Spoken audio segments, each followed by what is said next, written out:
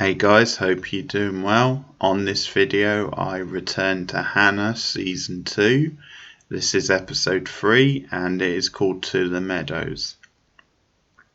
And this episode is interesting because it's one of those episodes where it seems to drag for a lot of it. It just seems to be kind of like taking its time, spinning its wheels a little bit.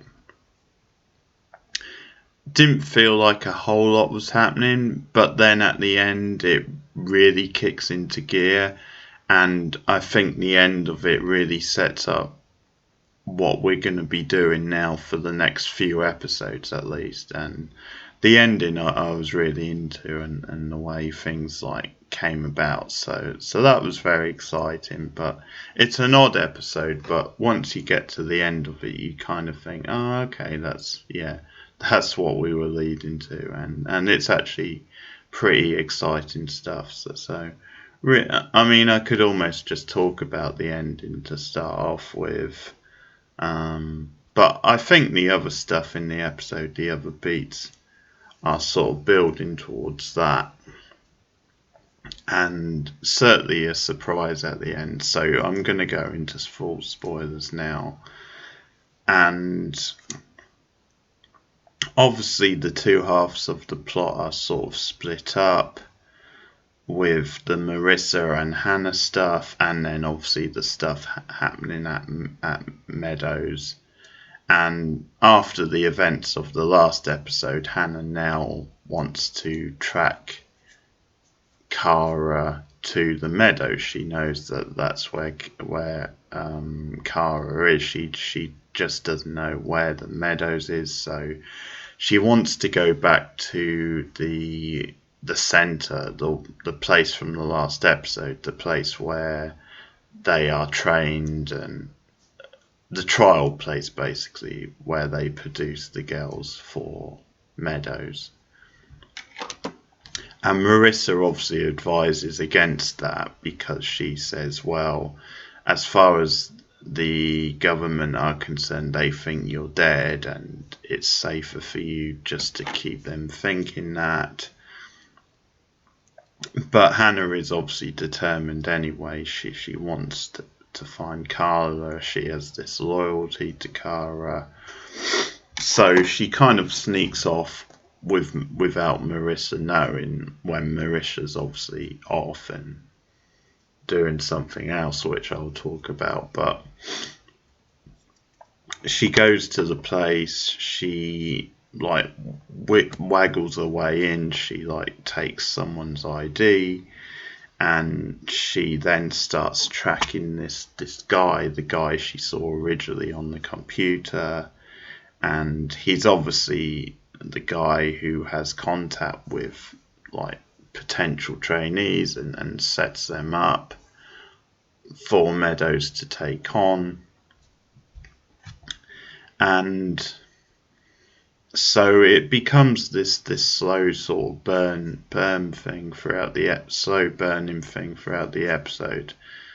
And actually, one clever plot detail I do like is the payoff from the Marissa side, and also with the Sondra character. Now, Sondra's the one who's in the first episode, or what might have been last episode, I'm sort of forgetting now, but the one who was basically following Marissa, and the one Marissa was obviously very blunt with and told her to, I'm pretty sure it was last episode actually, but she confronted her and told her to leave her alone basically, and sent a message to John. And what happens in this episode is that Sondra is put on the case of, well, first of all, trying to figure out if Hanna really is still alive, and then once they're pretty certain and she is, she's then the one sent to try and find Hanna, and she interviews this girl, I forget, Monica I think, and I didn't recognise her at first, but Monica is the one who took Hanna took her place to get into the trial in the last episode. So they show her a bunch of photos, and the last one is Hanna with obviously darker hair because she's dyed her hair since, but Monica recognises, says, yes, that's the girl. So from that, they've obviously figured out then, hey, Hanna is still alive. And I actually quite like the sort of like the bluffing that's going on between John and Marissa, because he's constantly like, he's talking to her over the phone, and he's kind of hinting, hey, we think that Hanna might be alive, and Marissa's like, well, cut the bullshit, because you were leading me to believe that she was dead. And so then what actually happens is John says to Marissa, I want you to find Hanna. And this is the clever plot beat I really like, because Marissa's obviously playing along, because realistically she's on Hanna's side, even though she hasn't like totally been truthful with her. So she's like, yeah, okay, I'll track her. So then what happens is Sondra's tracking Hanna, and Hanna's tracking the computer guy, follows him to like this classic like 50s looking diner. So you've got this trail of characters following one another, and then Marissa is on Sondra's trail.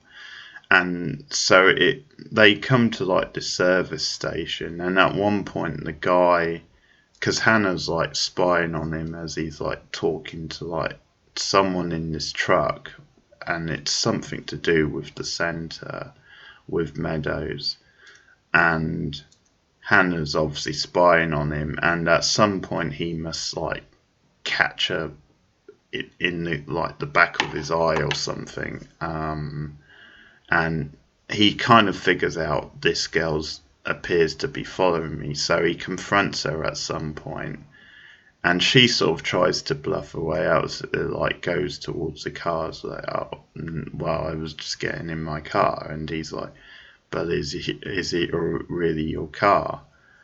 And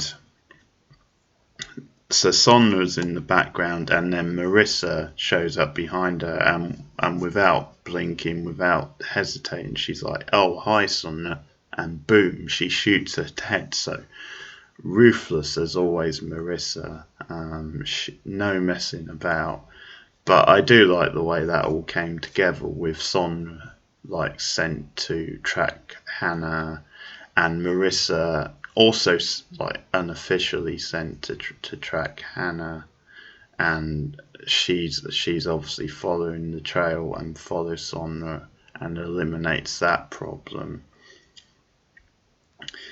And Marissa then saves Hanna from the guy, because she, as a cover story, pretends to be her mother, which she is really, but this is like a cover where she's like, hey, I told you to get in the car, and pretends it's her car, and sort of saved her, because he's not really going to do anything with an adult now in the picture. So, but it's kind of like a cover for Hanna, so she can escape. And Marissa then agrees to drive Hanna to Meadows, that they can track the truck together, sort of thing. So they get in the car and start driving, and things are starting to go well between them again. They're sort of starting to reconnect again. But Hanna kind of susses that Marissa's not being totally truthful, or hasn't been like truthful all the way through, and they sort of get to this place, and Hanna decides she wants to go into business for herself again, and she kind of sneaks into like the back of this truck, and Marissa goes looking for her, and this is the scene of the episode, because Marissa goes into the truck, Hanna jumps out, and she's just like a wildfire. She's straight at her, attacks her brutally. She's uncontrollable like a machine. And it becomes this full-on, really sort of brutal fight. It's really well shot, really effective. And it's so hard hitting because eventually Marissa, to defend herself, has to block Hanna's shot and has to go to the knee. And at one point she rams Hanna's head into a part of the truck. But it's this full-on fight when it gets to the stage where oh my god, this is a serious fight between these two, who to a certain extent have been on the same page, or at least on the same side. And I couldn't believe the way it ended. Hanna kills Marissa. She has her in I guess a wrestling term, but a head scissors, and sort of locked in, and she says, "You lied to me," and yeah, and she cracks her neck. She kills Marissa, and it's like, wow. I didn't see that coming, because I just expected Marissa to be a part of the story for the whole season. I thought, now then we've got her and Hanna kind of together, although Hanna keeps going off on her own, I did think Marissa would be part of Hanna's story this season. So I am surprised to see her killed off in the third episode, and I have mixed feelings on it, because I like Marissa as a character, and I thought she had a role to play in this season. So I do wonder if they've rushed this death, maybe a bit, but I do really like the scene, and I understand it and the way it plays. And I think at this point it's showing that Hanna is kind of emotionally unstable and motivated, and also she's just fed up of people lying to her. And she does have this uncontrollable rage. So from that point of view, I can see how Marissa is kind of a hurdle between Hanna and obviously getting to the truth, finding Kara. So, as I said, the scene's fantastic. And it was a bit of a gut punch, because I didn't expect her to kill Marissa. So Hanna, in the end, finds her way to the Meadows, and she's in full-on machine mode. She kicks major ass. So she runs through a few different guards. The music's going in the background. It's a great choice of music. And she eventually gets over the wall. She gets into the main grounds. And we end with her seeing Kara and a bunch of the other girls, and her and Kara actually lock eyes, but then these guards all come along, because obviously Hanna's been taking out a bunch of other guards, so security's been alerted, and they've obviously got backup now.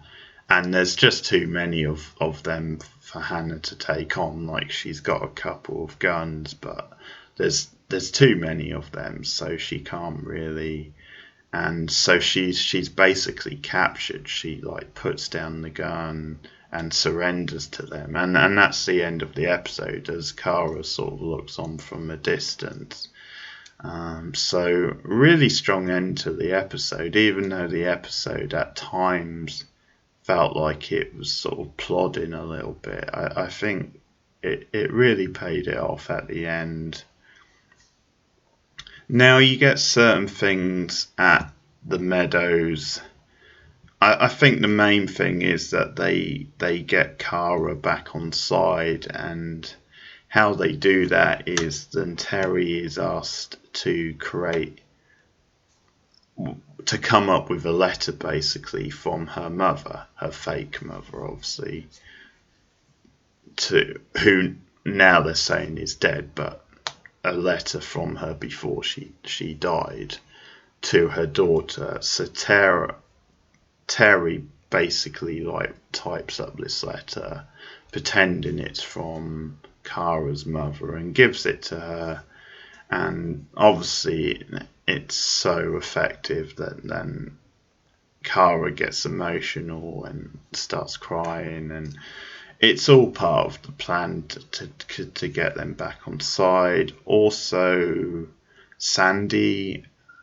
Kara apologises to Sandy for the attack last week because Sandy's really pissed at her for obvious reasons.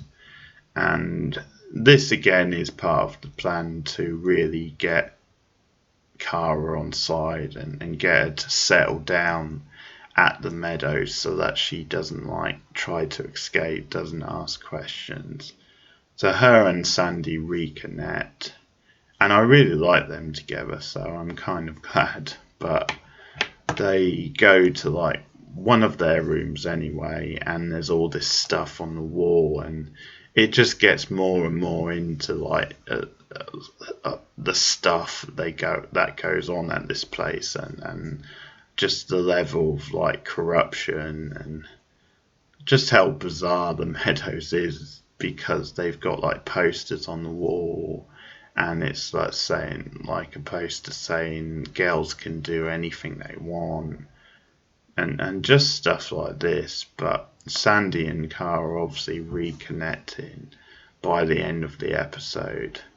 And I actually have a prediction for the end of the season, which is I think by the end then Hanna, Kara and Sandy are going to escape the Meadows together, and that by the end I think they escape and they'll make up a new team, a team of assassins basically, and that's something where they could grow it in the coming season, so you could have other members added to that team, so to speak. I mean, we haven't seen Sophie for a while, Hannah's close friend from last season, and I was pretty sure they would bring her back at some point, so maybe that's a character they could bring back, and they could have her be trained up by Hanna and the rest to be part of this group of assassins. But that's kind of my grand prediction for the way things might go. So it'll be interesting to see if I get it right. But there you have it. That's the third episode of Hanna. I'll return soon with episode 4. Let me know your thoughts of this episode in the comments below. How do you think season 2 has been developing up to now? Do you like it more than season 1? Not as much? Let me know. Also like and subscribe if you are new to the channel. But I'll be back with more new TV reviews soon. Thanks for watching and goodbye.